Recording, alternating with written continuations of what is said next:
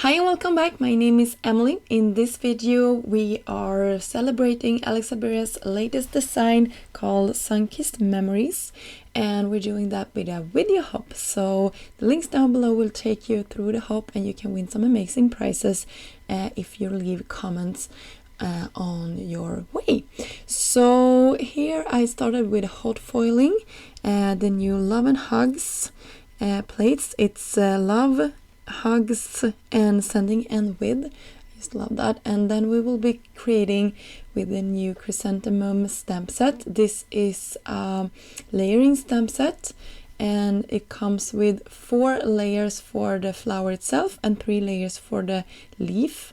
And you can see I cut small strips here that fit perfectly the chrysanthemum and also one leaf. And when I'm done with all of the flowers, we will move on and stamp one leaf to the side there. And it was just easy to do it this way because all of them were the same size and I could easily like mass produce these flowers. So you can see here I'm taking my darkest flower when I'm lining up the next layer. I just found that it was the easiest way to do it. So if you like to stamp these out and make multiples, I would recommend doing one a little bit darker so it's easy to line up. With the lighter colors it's a little bit harder, but of course you can do it. It just takes a little bit more time. So you can see how it looks with the second layer, and now we're on to our third layer. And I created a lot of these, but I'm only showing you a couple of ones on screen, but I will share all of the colors that I did when I'm done with them. But I didn't want to bore you. So you can see how amazing that looks with 3 layers. You could actually stop here if you like. Another thing that I think is nice when you are creating a lot of them at the same time is that the inks has a little bit of a time to dry, and that also makes the next layer be really crisp and not blend too much together. So that is another tip, just to let them heat set them or let them dry a little bit or create a lot so they have to dry. So here is 4 layers and you can see how amazing that looks, and you will see it I believe you can see it here soon side by side with another that is only stamped with the 3 layers, so you can compare 3 to 4 layers. But I love how detailed this flower is. I also love this color combination with the yellow, so you can see 3 or 4 layers. It makes a huge difference in the amount of depth you get with this stamp. So I just love that, and this was really easy to line up, and if you like to use the guide on the back it's even more easy, so that is what I'm recommending. So you can see my little leaf there. I did like 2 color schemes here, one tealish blue and one really leafy green, so I had some variation when I was going to create my projects. And I just like that when you are having everything out, it's easy for you to create a lot of them. It's harder to like set everything up. So when you have everything set up, my go-to is to create a lot of them.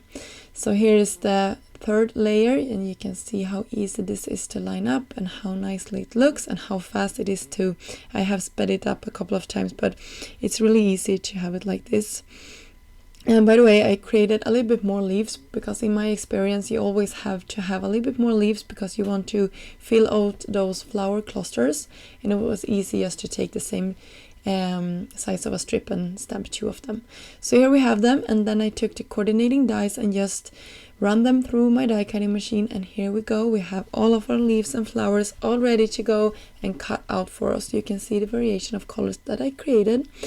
And here was my process when I created my cards. I had a standard A2 size card panel, and then I played around with the placement of all of these flowers, and then I took some present seal just to be able to move them and put adhesive to the back of them without destroying like the setup. You can use low tack post-it tape, you can use a camera and just take a picture if you don't have present seal, but I really like it and I think it works great for projects like this.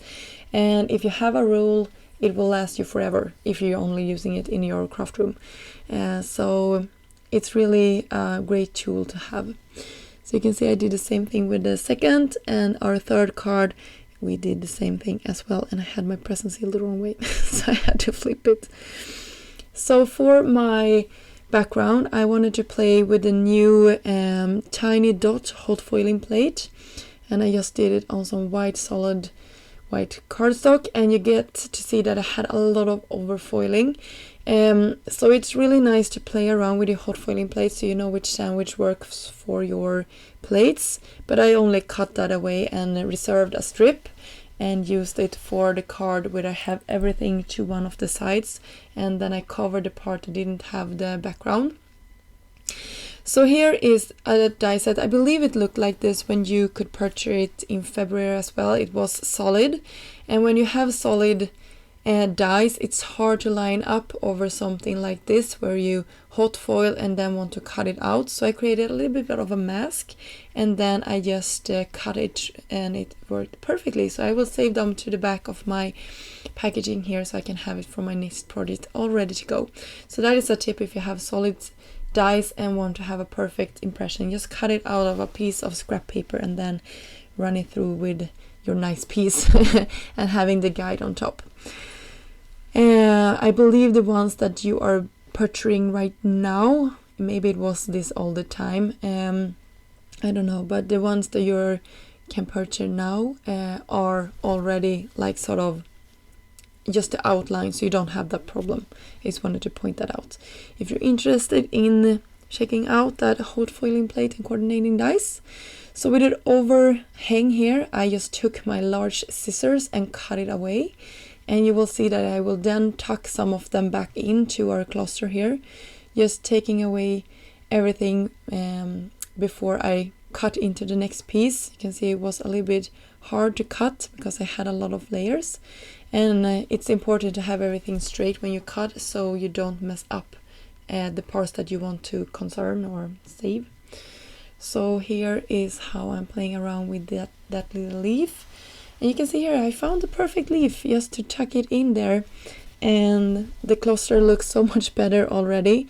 Just some more adhesive to the back, and you can see that it looks nicely. I also cut a little bit of a strip here just to have some small pieces hiding that white space that we had, and then I will cut the rest away. So that is how I'm working. I'm just going around filling in all of the spaces so that everything looks nice. I'm really fiddling with those tiny spots there. And then I took one of my new favorite dies. This is the Magic Meadow, and I run it through with some cream colored cardstock, and then the nested scalloped frame die set. This was released in April. It's one of those must have, I think, in your stash, and it gave it some texture and some fun dimension and some interest. And then we can pop our cluster on top. You can see I used a lot of foam squares there. And then we will sort of rotate everything and have it nicely, and so that everything looks nice. And then we will create our sentiment for our project here. So we have our hugs and then sending, and I thought it got lost too much in the background, so I actually spent some time adhering a white piece of paper on top of a gold piece of paper, so you can see here how everything looks, and that tied everything nicely together. Of course, I couldn't live without my foam squares and foam dots and everything, so I foam mounted everything once more, so I raised it up so I have a lot of layers on my projects. I just personally love that look. If you want to mail this out, it could be problematic, I guess, but I mostly hand delivering my cards, so I don't have that problem. But you have to think what fits your needs, and I just love how this turned out. So yeah, I'm happy with that I went with this style. And I did the same thing for the With Love.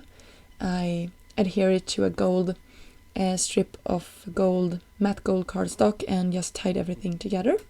I also used some sequins from my stash to give it some more bling. And that finished off our two projects. And then I used the geometric pattern here. It was released also in April.